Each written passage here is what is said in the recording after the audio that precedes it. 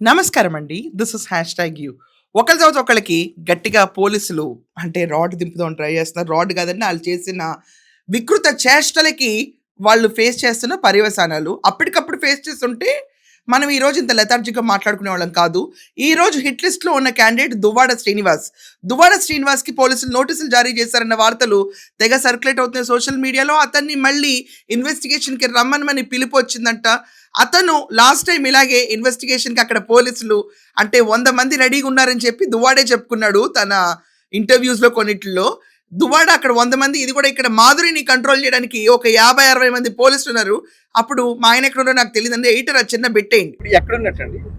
అది ఇంకా తెలియదు సార్. ఇంకా ఫోన్ స్విచ్ ఆఫ్ వస్తుంది. నాకు కూడా మీరు ఇచ్చిన ఇన్ఫర్మేషన్‌కే నేను కన్ఫర్మ్ చేసుకున్నాను. ఫస్ట్ టైం అతన్ని ఇన్వెస్టిగేషన్ పిలిచినప్పుడు ఒక 3 నుంచి 5 గంటల దాకా ఇన్వెస్టిగేట్ చేశారు. మా నాయకుడిని ఇలా ఎలా ఆపుతారు అని చెప్పి రెచ్చిపోయింది. దివ్యల మాధురి పైన కూడా కేసు పడింది. ఎడిటర్ వాళ్ళు ఎలా రెచ్చిపోయారో ఒకసారి వేయండి.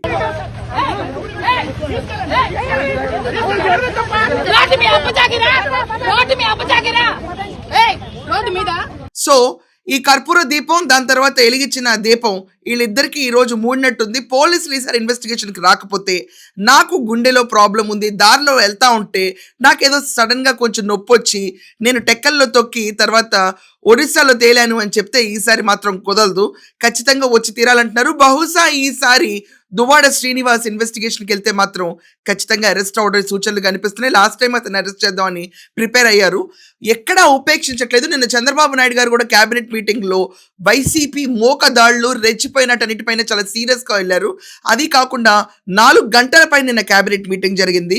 ఎక్కడ ఉపేక్షించకూడదు అని క్లియర్ ఇన్స్ట్రక్షన్స్ ఇచ్చారు. దెబ్బకి ఇక్కడ దువ్వాడకు కూడా నోటీస్ వచ్చింది, తను ఉపేక్షించే పరిస్థితి లేదు. ఇక్కడ పవన్ కళ్యాణ్ గారి పైన ఎలా రెచ్చిపోయారు ఎడిటర్ ఒకసారి ఏంటి. పవన్ కళ్యాణ్ అంటే పీకే, పీకే అంటే పిచ్చి నా కొడక. మా స్ట్రెంగ్త్ ఏంటో చూద్దు గాని నీకు ఒక్క సవాలు చెప్తున్నాను. నా కొడక దమ్ముంటే రింగులోకి నువ్వు నేనే వేద్దాం. ఒక్క దెబ్బకు నాకౌట్ చేసి పడ, ఒక్క దెబ్బకు నాకౌట్ చేసుకోటి పడేస్తాను. ఎవడక్కర్లా, నీ పిచ్చి నా కొడుకులు చూస్తుంటారు, మా లక్షలాది కోట్లాది మంది జనం కూడా చూస్తుంటారు. దమ్ముందా? అది కాకుండా అచ్చం అనుకుంటా అచ్చం నాయుడు గారి పైన రెచ్చిపోయి ప్రశ్నిస్తే తప్ప అని చెప్పి అడుగుతున్నారు. ప్రశ్న కాదండి, చెప్పు చూపించి పవన్ కళ్యాణ్ ఇష్టం వచ్చినట్టు మాట్లాడాడు. బోరుగడ్డ అనిల్కి చిన్న తమ్ముళ్ళ మాట్లాడాడు. జస్ట్ కండువా మెళ్ళలో ఉంటే ఎంతన్నా రెచ్చిపోవచ్చని రెచ్చిపోయిన దువ్వాడికి పుచ్చిపోయే రోజు బహుశా రేపో ఎల్లుండో జరగబోతుంది.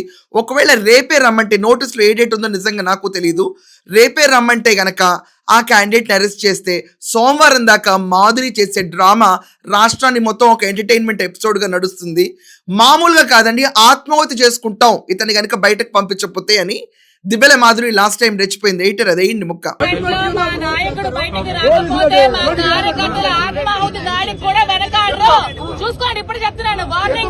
సో ఈమెతో పాటు ఇంకెవరుంటారో నాకు తెలియదు. అక్కడ వచ్చింది 4-5 తప్ప వీళ్ళకి ఎవరు పెద్ద ఫ్యాన్ బేస్ కూడా ఎక్కువ ఉండదు. ఎమ్మెల్సీయే ఎక్కువ, నెక్స్ట్ టైం ఇతనికి అది కూడా ఉండదు. సో ఇలాంటి దువ్వాడికి అరెస్ట్ సంకేతాలు గట్టిగా అనిపిస్తున్నాయి. వైసీపీకి చెందిన ఎవరు రెచ్చిపోయినా వాళ్ళు డార్క్ డేస్ చూడబోతున్నారు. ప్రభుత్వం కొంచెం సీరియస్గా వెళ్ళాలని డిసైడ్ అయింది. ఎస్పెషల్లీ పవన్ కళ్యాణ్ గారి ఇష్యూస్ చాలా సీరియస్గా వెళ్తుంది ప్రభుత్వం, ఆయన పైన ఎవరేం మాట్లాడినా. So we have to wait and see for that good day. మీ అందరి ఒపీనియన్ ఏంటి? అరెస్ట్ చేస్తే రాష్ట్రంలో చాలా మంది ఆత్మహత్యలు అవుతారా, లేకపోతే అత్తుచ్చి ఇదంతా డ్రామా అని అంటారా? దీని గురించి మీ ఒపీనియన్స్ ఖచ్చితంగా రాయండి. That's all for now. Thank you.